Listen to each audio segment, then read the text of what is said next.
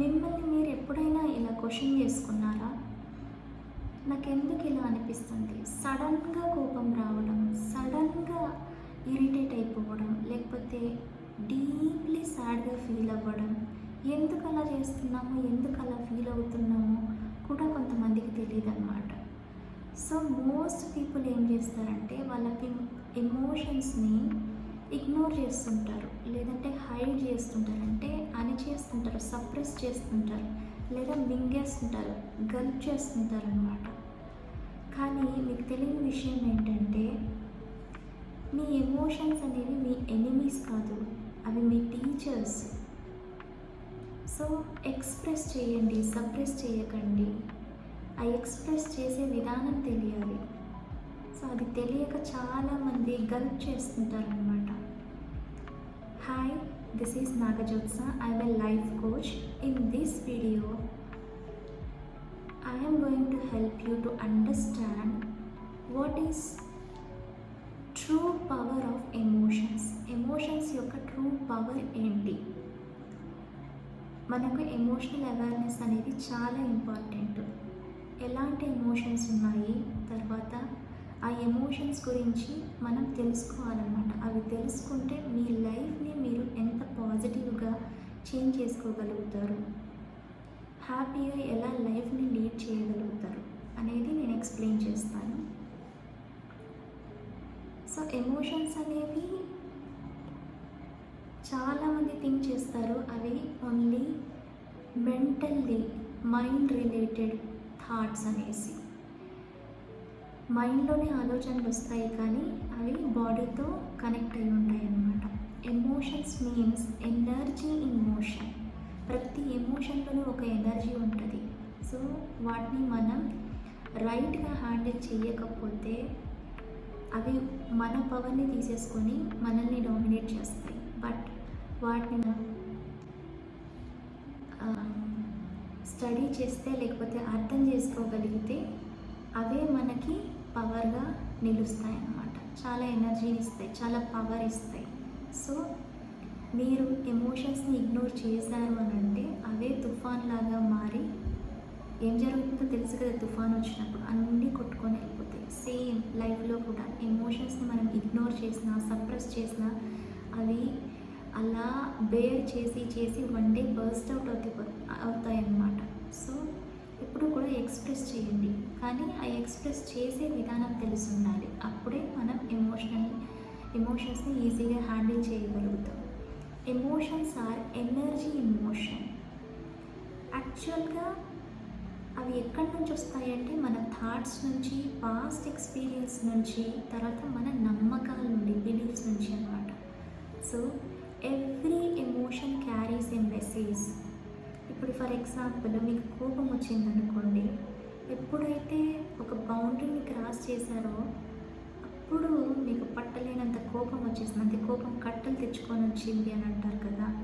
So అలానే sadness కూడా ఒక పాయింట్ ఆఫ్ కంఫర్ట్ అయి ఉండొచ్చు, లేదా మిమ్మల్ని మీరు హీల్ చేసుకుంటూ ఉంటారనమాట. సాడ్నెస్ కూడా ఒకలాంటి హీలింగే అనమాట.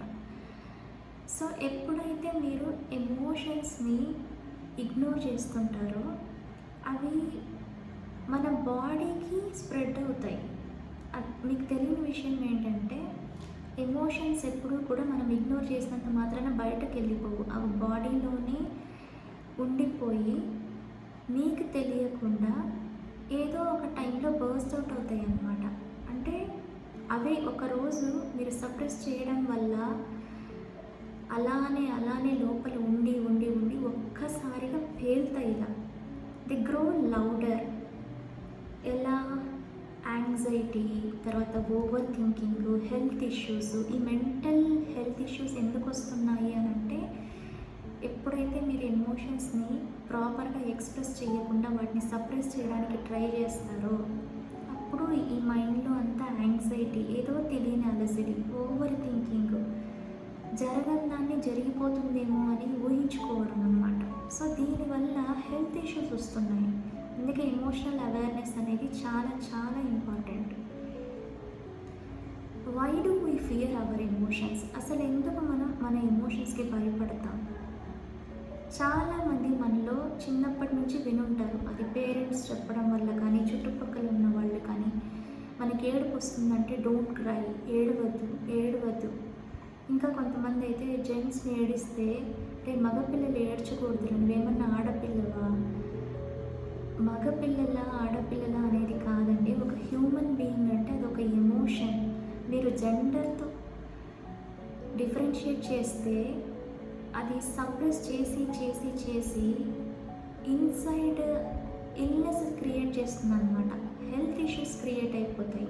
సో ఎప్పుడైనా వాళ్ళు ఎవరైనా అది ఇర్రెస్పెక్టివ్ ఆఫ్ జెండర్ లేదంటే ఏజ్, చిన్నపిల్లలైనా పెద్దవాళ్ళైనా ఏడుపు వస్తే ఏడవనివ్వండి. మీరు చెప్పకండి అలా ఏడవకూడదు, నువ్వేమన్నా ఆడపిల్లగా, ఇంత పెద్ద అయినావు, చిన్నపిల్లగా నువ్వేమన్నా ఏడవడానికి అని అలా వదిలేయండి. అదొక హీలింగ్ ప్రాసెస్. అది ఎక్స్ప్రెస్ చేసే వే ఒక్కొక్కరికి ఒక్కోలాగా ఉంటుంది. ఏడవాలనిపించినప్పుడు ఏడవద్దు అని పక్కన వాళ్ళు అనకండి, ఏడవనివ్వండి. ఎంతసేపు ఏడుస్తారో ఏడవనివ్వండి. వాళ్ళ సోల్ హీల్ అవుతుందన్నమాట ఏడిస్తే. సో ఇంకా కొంతమంది స్ట్రాంగ్గా ఉండాలి, నువ్వు ఏడవకూడదు, ఇలా అంతా చేయకూడదు. స్ట్రాంగ్గా ఉండాలి, కానీ ఏడిస్తే వీక్ అయిపోతారు, ఏడవకన్నా ఉంటే స్ట్రాంగ్ అవుతారు అనుకోవడం అనేది మీ పొరపాటు. అలా అవ్వదు. ఏడిస్తేనే ఇంకా కొంచెం క్లెన్సింగ్ స్టార్ట్ అయ్యి వాళ్ళ తర్వాత స్ట్రాంగ్ అవ్వడానికి అవకాశం ఉంటుందన్నమాట. మూవ్ ఆన్ అని చెప్తుంటారు. ఫీలింగ్స్ అన్నిటినీ, ఎమోషన్స్ అన్నిటినీ దిగమింగుకోండి అని చెప్పేసి, లైఫ్ అంటే ఇంతే, ఇలా కాదు. వాళ్ళు ఏ ఎమోషన్ని ఫీల్ అవ్వాలనుకుంటున్నారో ఎవరినైనా వదిలేసేయండి. ఎలా వాళ్ళకి ఫీల్ అవ్వాలనిపిస్తే, వాళ్ళకి ఏ వేలో క్లెన్జింగ్ అనేది జరిగితే వాళ్ళు కొంచెం లైట్గా ఫీల్ అవుతారో అలా వదిలేసేయండి. సప్రెస్ చేయమనేసి ఎప్పుడు కూడా ఫోర్స్ చేయకండి. We were train to suppress, not to express. So expression of emotion అనేది చాలా హెల్త్ ఇష్యూస్ నుండి మనల్ని బయటపడేస్తుంది. మీరు సప్రెస్ చేసినంత మీకు లోపలనే ఉండి హెల్త్ ఇష్యూస్ జరుగుతుందన్నమాట. So this creates emotion pressure inside. మీరు బెలూన్ ఊపుతూ ఉంటారు, మ్యాక్సిమం లెవెల్కి మీరు ఎయిర్ని ఫీల్ చేసేసిన తర్వాత టైట్ చేసేస్తారు, అది హ్యాంగ్ చేస్తారు, స్టిక్ చేస్తారు, వెయిట్ చేస్తుంది. అది దాని మ్యాక్సిమం లెవెల్కి మీరు ఫీల్ చేసేసారు ఎయిర్, అది కంట్రోల్ చేసుకుంటుంది, ఒక్కసారిగా బర్స్ట్ అవుట్ అవుతాయి కొంతమంది. సో ఈవెన్ ఎమోషన్స్ కూడా అంతే ఒక హ్యూమన్ బీయింగ్కి. సో ఎప్పుడూ కూడా సప్రెస్ చేయడానికి ట్రై చేయకండి. తర్వాత మనకి ఒక 6 బేసిక్ ఎమోషన్స్ ఉంటాయన్నమాట. అది Joy, sadness, fear, anger, disgust అంటే అసహ్యం, చిరాకు, సర్ప్రైజ్. సో వీటిల్లో 2 హ్యాపీ ఎమోషన్స్, జాయ్ ఒకటి, సర్ప్రైజ్ ఒకటి. మిగిలినవన్నీ కొంచెం సాడ్కి సంబంధించింది. సాడ్నెస్, ఫియర్, యాంగర్, కోపం, డిస్గస్ట్, అసహ్యం.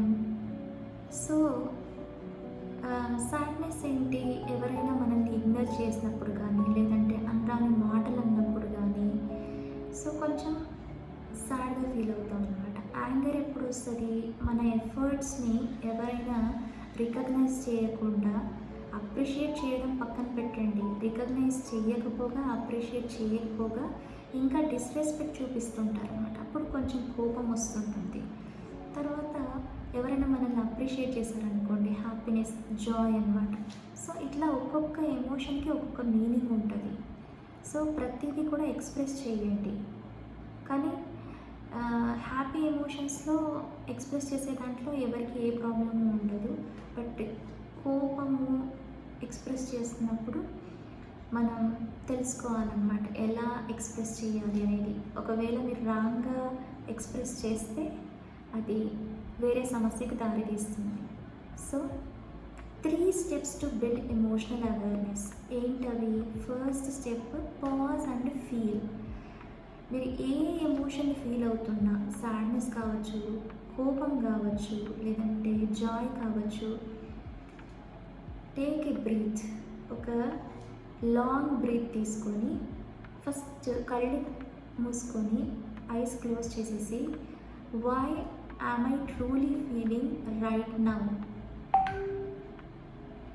నేను ఎందుకు ఈ ఎమోషన్ని ఫీల్ అవుతున్నాను ఇప్పుడు అని జస్ట్ వీలైతే 1 నిమిషం పాటు థింక్ చేయండి.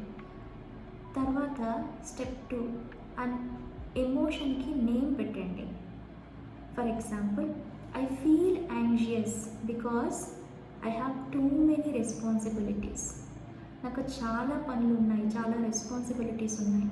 సో అన్నీ చేయాలి అని అంటే నాకు కొంచెం ఏదో టెన్షన్గా, అలజడిగా, యాంగ్జియస్గా ఫీల్ అవుతున్నా. అన్నీ కంప్లీట్ చేయగలుగుతానా లేదా, సో కొంచెం అలజడిలాగా అనిపించడం అనమాట. So express first pause and feel, second name the emotion, step 3 express it సేఫ్గా ఎక్స్ప్రెస్ చేయండి. ఎలా అంటే ఇప్పుడు కోపాన్ని మనం ఎదుటి వాళ్ళ మీద చూపిస్తే అది వేరే సమస్యకి దారి తీస్తుంది. కాబట్టి జర్నలింగ్ చేయండి. అంటే ఒక బుక్ తీసుకొని కోపం వచ్చినప్పుడు రాయండి, నాకు ఈ పని చేయటం వల్ల నాకు కోపం వస్తుంది. సో అది బెస్ట్ వే అన్నమాట. అది మనుషుల మీద చూపిస్తే ఇంకో సమస్యకి దారి తీస్తే ఇంకా గొడవలు ఎక్కువ అవుతాయి, తర్వాత రిలేషన్షిప్స్ స్పాయిల్ అవుతాయి. జాయ్ లాంటివి, హ్యాపీనెస్ లాంటివి ఎక్స్ప్రెస్ చేసినా పర్వాలేదు, కానీ ఇవి different ways of expressing. Express it safely, safe expressions అన్నమాట. కోపం అలాంటివి వేరే వాటికి దారి తీస్తాయి కాబట్టి అలాంటి వాటిని కొంచెం సేఫ్గా ఎలా ఎక్స్ప్రెస్ చేయొచ్చు అంటే జర్నలింగ్ చేయండి, రాయండి నోట్బుక్లో. తర్వాత ఒక కోచ్తో మాట్లాడండి. ఎందుకు కోచ్తో మాట్లాడాలి అని అంటే వాళ్ళు మైండ్ సెట్ గురించి స్టడీ చేసి ఉంటారు. లేదా ఒక క్లోజ్ ఫ్రెండ్తో, ఎవరైతే మిమ్మల్ని అర్థం చేసుకుంటారో, మీ బిహేవియర్ని కానీ, మీ ఎమోషన్ని కానీ, మీ ఫీలింగ్ని చూసి జడ్జ్ చేయకుండా ఇంకా మిమ్మల్ని పాజిటివ్గా సపోర్ట్ చేస్తుంటారనమాట. జరిగిందేదో జరిగింది, తెలియకుండా జరిగింది, ఇప్పుడు తెలిసింది కదా, నెక్స్ట్ టైం నుంచి కొంచెం జాగ్రత్తగా ఉండు అని చెప్పేసి సపోర్ట్ చేసి మిమ్మల్ని హీల్ చేసే విధంగా మాట్లాడే వాళ్ళతో షేర్ చేసుకోండి. లేదా మెడిటేషన్ చేయండి, long breath in breath outs చేయండి. సో ఈ బ్రీతింగ్ ప్రాక్టీసెస్ కూడా హెల్ప్ చేస్తాయి అన్నమాట. What happens when you become emotionally aware? అసలు ఎందుకు మనం ఎమోషనల్ అవేర్నెస్ అనేది తెచ్చుకోవాలి? ఒకవేళ ఆ అవేర్నెస్ తెచ్చుకుంటే ఏం జరుగుతుంది? ఈ ఎమోషనల్ అవేర్నెస్ మనం తెచ్చుకుంటే ఏమవుతుంది అని అంటే రియాక్ట్ అవ్వడం స్టాప్ చేసి రెస్పాండ్ అవుతాం అన్నమాట. ఇప్పుడు కోపం వచ్చినప్పుడు యాక్చువల్గా మనం థింక్ చేయాలి, మనం ఫస్ట్ రికగ్నైజ్ చేయాలి నాకు కోపం వస్తుంది అని. ఎవరైతే అలా రికగ్నైజ్ చేయగలుగుతారో ఆ ఎమోషన్ని, వాళ్ళు రియాక్ట్ అవ్వరు.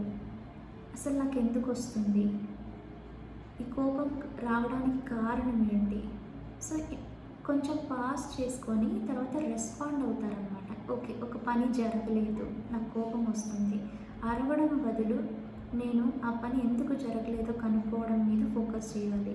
ఇప్పుడు అరిచినా ప్రయోజనం లేదు, సో దీనికి ఇప్పుడు ఆల్టర్నేట్ ఏంటి అనేది థింక్ చేస్తారనమాట. రియాక్ట్ అయ్యే వాళ్ళు ఏంటంటే ఎమోషనల్ అవేర్నెస్ లేకపోతే రియాక్ట్ అవుతారు, దానివల్ల సమస్య ఇంకా పెద్దగా అవుతుంది. సో రెస్పాండ్ అవుతామన్నమాట ఈ ఎమోషనల్ అవేర్నెస్ వల్ల.